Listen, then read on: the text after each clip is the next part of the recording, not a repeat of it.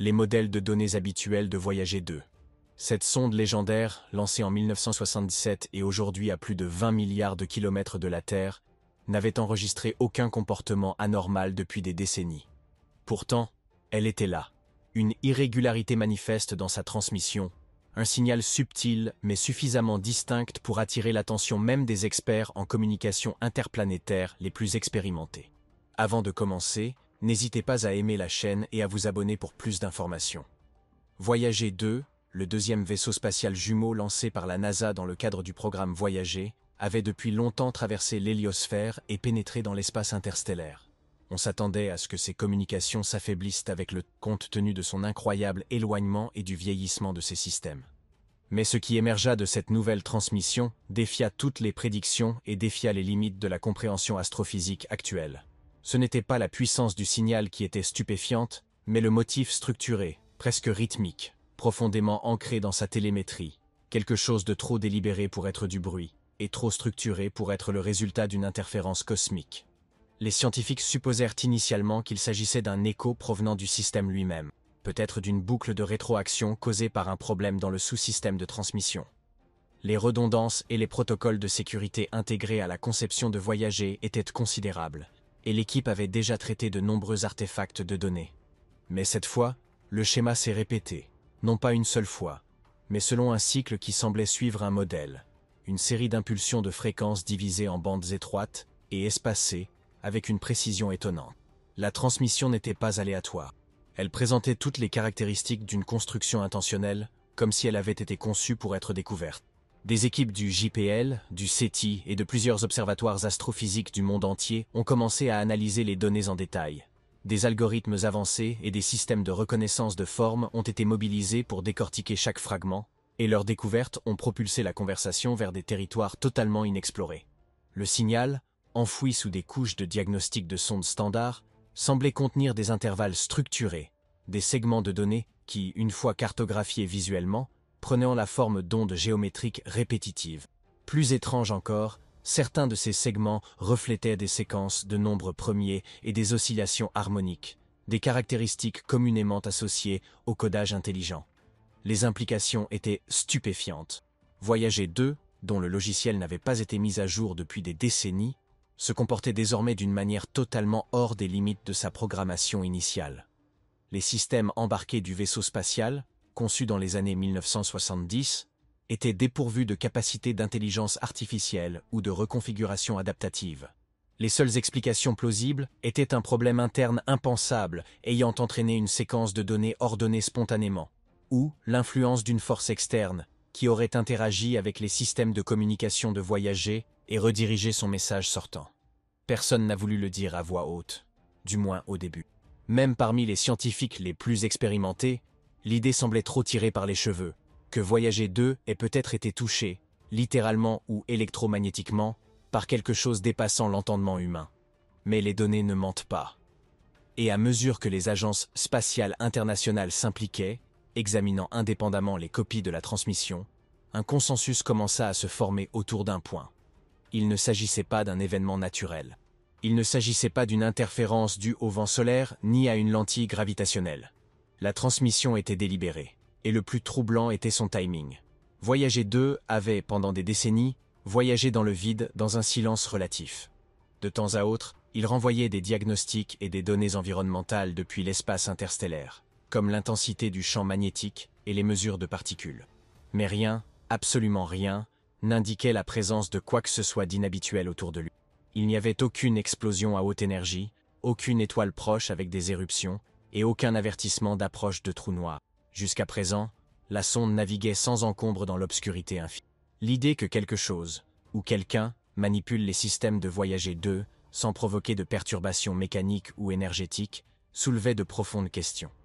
Si cela résultait d'un contact, il s'est produit d'une manière qui a échappé à la détection de nos instruments actuels. Ni chaleur, ni lumière, ni radiation. Juste un murmure subtil, dissimulé dans la voix d'une vieille sonde, comme un message passé clandestinement à travers le temps et l'espace. Certains théoriciens ont émis l'hypothèse qu'une intelligence aurait découvert Voyager 2 et décidé qu'il n'était pas encore temps de se révéler pleinement, mais plutôt de laisser un indice, une signature écrite dans la langue de Voyager. Un aspect remarquable de la transmission cachée était la façon dont elle reflétait des éléments du disque d'or. Le disque phonographique attaché aux deux sondes Voyager, créé comme un message destiné à toute forme de vie intelligente susceptible de les trouver. La forme d'onde nouvellement détectée contenait des échos de structures harmoniques similaires à celles codées sur le disque original. Mais les harmoniques étaient légèrement déformées, réfractées selon un motif suggérant une transformation. Comme si quelqu'un répondait de la même manière, mais dans son propre dialecte. Le signal n'était pas une imitation directe, mais il portait une certaine familiarité. Et cette familiarité était ce qui était le plus effrayant. C'était comme si le message disait « Nous vous entendons ». Les équipes ont travaillé jour et nuit pour tenter de trouver la source de cette modulation.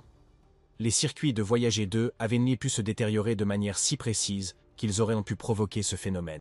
Mais les probabilités étaient astronomiques. Le système chargé de gérer sa transmission reposait sur des redondances à tous les niveaux. Même de minuscules fluctuations d'énergie avaient été prévues dès leur conception. Et aucune d'elles n'expliquait ce qui semblait être un modèle de langage. Un autre facteur alimentant le mystère était la durée du signal. Il ne s'agissait pas d'un simple pop. Cela dura plusieurs minutes. Compte tenu de l'alimentation électrique limitée de la sonde, il s'agissait d'une dépense extravagante pour un signal qui ne servait à rien sur le plan technique ou diagnostique. Pourquoi les systèmes de Voyager auraient-ils donné la priorité à ce signal, ou y étaient-ils contraints?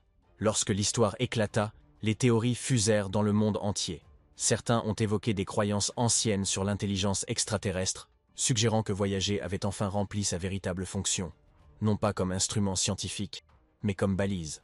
D'autres ont émis l'hypothèse que nous avions mal compris la nature de l'espace interstellaire, que le vide n'était pas vide du tout, mais grouillant de forces ou d'entités que nous n'avions jamais appris à percevoir. Mais au sein de la communauté scientifique, les implications étaient encore plus profondes. Si Voyager 2 avait effectivement été intentionnellement modifié dans sa transmission, cela bouleverserait radicalement notre compréhension de la communication extraterrestre. Cela suggérerait non seulement la présence d'une intelligence, mais une intelligence qui aurait attendu, peut-être patiemment, peut-être pendant des décennies, avant de faire son premier pas à travers notre propre création. Cette seule idée suffirait à ébranler les fondements de l'astrophysique, de la cosmologie et même de la philosophie. Il y avait aussi un sentiment troublant de réciprocité.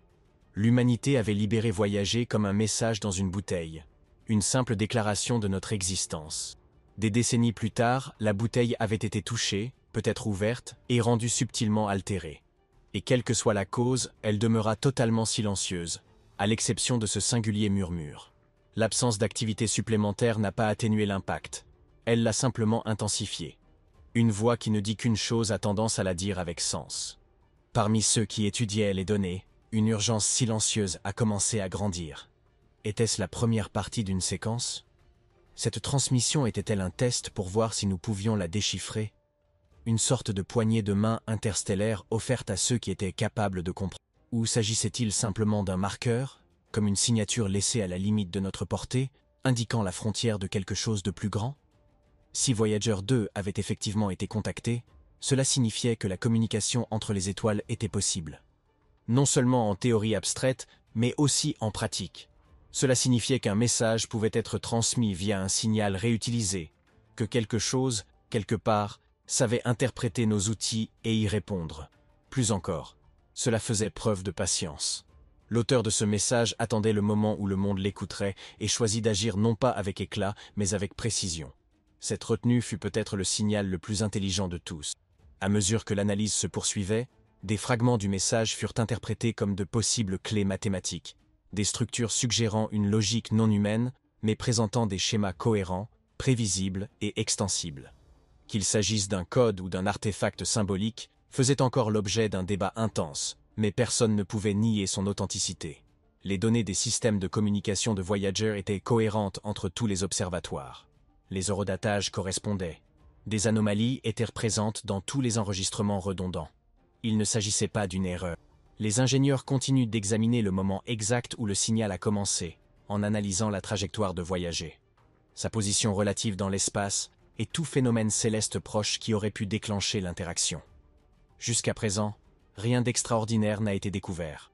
Mais il y a une étrange poésie dans le fait que Voyager, errant désormais dans les ténèbres les plus profondes, ait peut-être été découvert avant nous. Cet événement a également relancé les débats sur l'éthique et les risques liés à la transmission de messages dans le cosmos. Le signal de Voyager 2 semble suggérer que même les engins spatiaux silencieux peuvent parler, si quelqu'un choisit de les utiliser. Et si c'est vrai, alors la galaxie pourrait être un endroit bien plus connecté que nous ne l'imaginions, fonctionnant simplement sur des fréquences que nous n'avons pas encore appris à entendre. Pour l'instant, Voyager 2 poursuit son voyage, comme depuis près de 50 ans, silencieusement et sans être dérangé. Mais ces quelques minutes de signal étrange et structuré ont altéré à jamais la trajectoire de notre imagination. Qu'il s'agisse d'une sonnerie venue de l'extérieur ou d'une énigme générée de l'intérieur, une chose est sûre, le vieux vaisseau spatial parle à nouveau. Et cette fois, peut-être que l'univers l'écoute aussi.